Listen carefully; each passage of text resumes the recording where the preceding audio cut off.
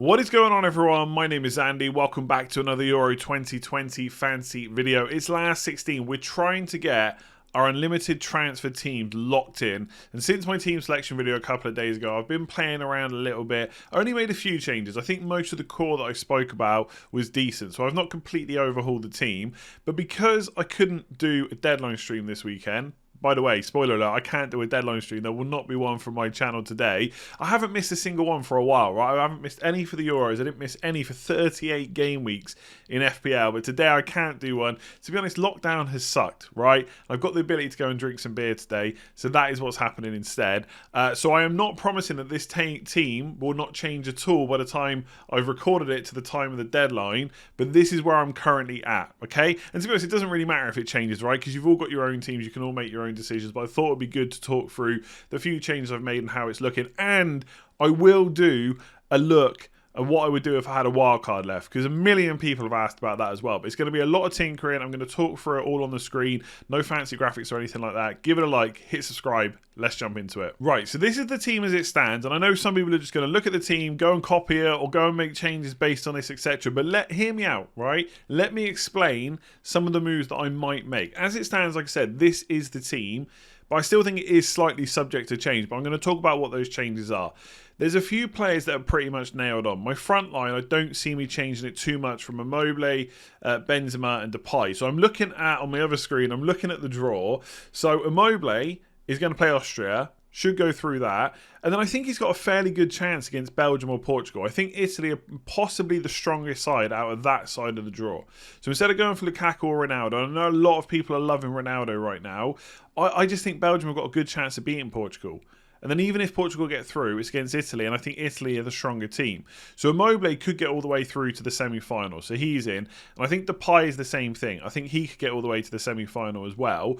With France, they've got Switzerland, and then they would play Croatia or Spain. Now, Spain is probably the team that gets through, and France versus Spain is going to be hard to call. The problem with Spain is they don't have enough players that are nailed on in that attack. Like Morata or Moreno could be a good option, but I just think Benzema with penalties, someone has actually scored a penalty recently, is the one that I want. So I don't think that forward line is going to change. I also think I want De Bruyne. Okay, again, I think Belgium have got more chance of getting through than Portugal. I might be wrong on that. I'm sure it's going to be quite a close game. But De Bruyne can pretty much be sold to anyone. So I'm happy enough to have him. Like I said, this is what I said on the team selection video. For some games, I am hedging my bets a little bit and getting some player from that game and hoping they go through. But for other teams, I'm absolutely loading up, okay? So France, I've got two players. I've got Kimpembe and Benzema. So that's my two French. And then for Italy, I've got Immobile, Insigne, Brady, and Spinazzola. So I'm going for 4 from Italy as it stands. And then hoping that they beat Austria, and then hoping they get through Belgium or Portugal, whoever they play. I just think their defence is looking so good. One of the changes that I could make to this team, because again, I think Spain will get through, and then they've got a chance against France. Okay, I'm not saying they'll get through, but there's a chance. I think they've played really well. And I think with Spain, you really have to look at the performances and not the results. I know they're still going to have Moreno, Morata, etc. playing up front, and maybe in Morata's case that is a problem, but his record for Spain is good. They are creating a lot of chances. They will cause anyone problems. So I don't think it's a dead cert that France go through. But like I said, the kind of worry of rotation is why I'm not looking too much for Spanish players, but I do have the Spanish goalie. Now, one of the reasons I've got Simon and Stecklenburg because they're on different sides of the draw. So when I get into the next round for the quarterfinals, there's only 2 days, right? So there's 2 games on one day and then there's 2 games on the other. So you can only have 2 captains. So I can show you that here. So if we go through the quarterfinals, 1 captain this day, 1 captain that day. And if you've got goalkeepers from different sides of the draw, if they both get through, you'll still have a goalkeeper for each day in the quarterfinal. So that's why I've gone for Spain and Netherlands keepers. It could be Lloris, it could be Donnarumma instead of Simon, but in this case I've gone for him because he's cheaper, right? But I do want to make a slight case for another Spanish player, which is Alba, because he's so attacking. So instead of Gozens, I could put in Alba here. 6.1, and I'd have to shave off 0.5 million from my team. I think the best way to do that is Insigne down to Forsberg. I just don't know if I need that extra captain. So I'm tempted just to go for Insigne and just back Italy all the way. So go for him. And then I've basically got 5.6 to spend on a defender. So it could be Gozens. Funnily enough, just before I started recording this video, I saw some tweets about, I think it was an article that went up in Bild, which is a massive media thing in Germany, right? Basically saying how there was 4 players that Joachim Low wasn't happy with. One of them was Gozens, and they were speculating that maybe they could change to a back 4, which is hilarious because England apparently are thinking about going to back 5 because of Germany, and now Germany could be going to a back 4. By the way, that is not absolutely confirmed. That is not in the known knowledge. That is not come out of the German camp or anything like that. I think they were just speculating. So I still think I'd probably go for Gozens. So that's really the only change I'm thinking of making. I'm going to go with Damsgaard, I think, because I think I think Denmark have got a really good chance of going through. And I think there is a chance they can get to the semis. Not a high one maybe, but there's a chance. He's 5.9. He's a midfielder playing up front. I think he's cheap enough just to go for it. Plus, it let me get De Bruyne and Immobile, Depay and Benzema as well. Mæhle, I still think is a good option just because he's so cheap, and I do think Denmark will get past Wales. I think it'll be a close game. Look, Wales will probably surprise us again, but I think he's a good option. So he's pretty much staying in my team, mostly because he's cheap. As well as attacking, and as well as I hope getting through to the quarterfinals as well. So I think that's the team. I got 4 Netherlands, Depay, Wijnaldum, Dumfries and Stekelenburg. I've got 4 Italians.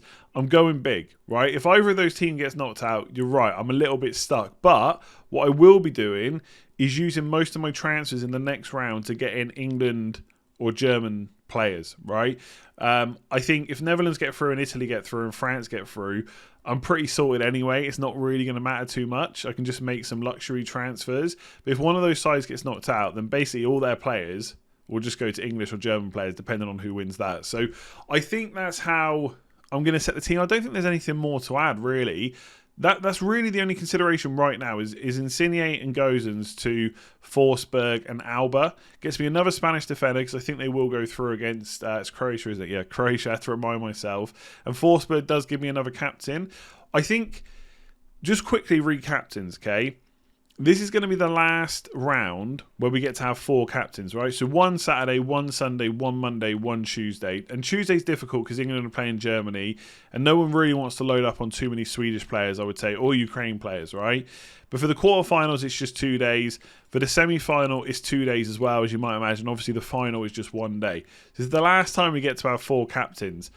What I would say is if you don't go for anyone that's got if you don't go for a captain this day, and obviously if I kept Gozens and Insigne, then I would just captain Gozens if I absolutely needed to. I'll know if he's starting as well in that game. I think you have to lower your expectation for points. So for the first day, you might say an 8 is a good return. Maybe if you've only got 2 more captains to come, you might take 7. So it depends what you're doing. So that is my team as it stands. As I'm recording this on Friday evening. I don't know why I checked my watch to check it's still Friday. On Friday evening, like I said, I'll be having some beer tomorrow. This might change at the time you're watching it, but it has changed a little bit since the team selection. So I wanted to talk about it. Plus, like I said, I'm not doing a deadline stream. So this video is going to be a bit quicker than normal. Now let me just talk about the wildcard. Okay, so I had to do a cut there because I started talking about the draft that I was going to do perhaps if I had a wildcard. And I started doing it, and I had to think about it a little bit more, and it just started getting a bit waffly. So I went and had a think, and I've come back to do it now. There's not too many changes that I would make, right? I still have 4 Italians. I'd probably go for Insigne for this reason. This is if you've got a wild card in the quarterfinals, right? So I'd probably go for Insigne, which means Donnarumma is not an option because you've still got Brady and Immobile. The front line hasn't really changed. Depay, Benzema, and Immobile are still there. You've still got your other 1-2 Netherlands players, Dumfries and Wijnaldum. I fit Forsberg in that, and I've put Alba in there as well. And Schmeichel is the keeper, so Denmark versus Wales, again, back in that game. There's plenty of other goalkeepers you could have, but you need a player on a different day to Simon, who's the Spanish keeper, of course. So you can't have Donnarumma. You've already got 4 Italians. I mean, you could have Stekelenburg, but I would avoid Belgium-Portugal. You've got Simon, so there's no point in having Lloris because they play the same day. You don't want England or Germany. You could go for Olsen, maybe. I think Schmeichel against Wales could be decent. So you have Schmeichel, and then you can switch to Simon. You've got Benzema and Kimpembe, which is the same I had on the other team as well. And I've put Jordi Alba in there as well. I think that's a good purchase. I don't think double up on Spanish defence is that bad at all. Ferran Torres is the only real worry for me in this team because I don't think he's necessarily 100% nailed on. It could be him, Olmo, Sarabia could play.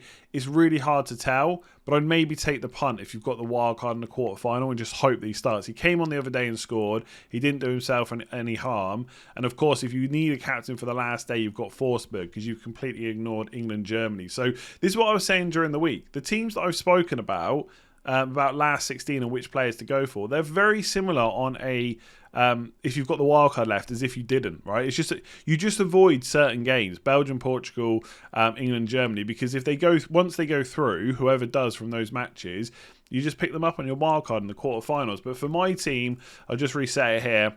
This is what it's looking like right now. Gozens and Insigne, but I might change to Forsberg and Alba. I'm not sure yet. So there we go. That is it for this one. Thank you very much for watching. Again, apologies there's no deadline stream, but look, you can get your teams locked in. You don't need me to say anything else that I haven't already said on this video, the one yesterday, or the one on Thursday, right? We talked a lot about players now. It's time to get them locked in, and I'll make sure to try and get the deadline streams done for the rest of the tournament, okay? It just so happens I couldn't do it today. I'm allowed a little bit of time off, right? So thank you for watching. Do hit that like button, hit subscribe if you're new around here, and I will catch you tomorrow where there's already a video lined up for FPL.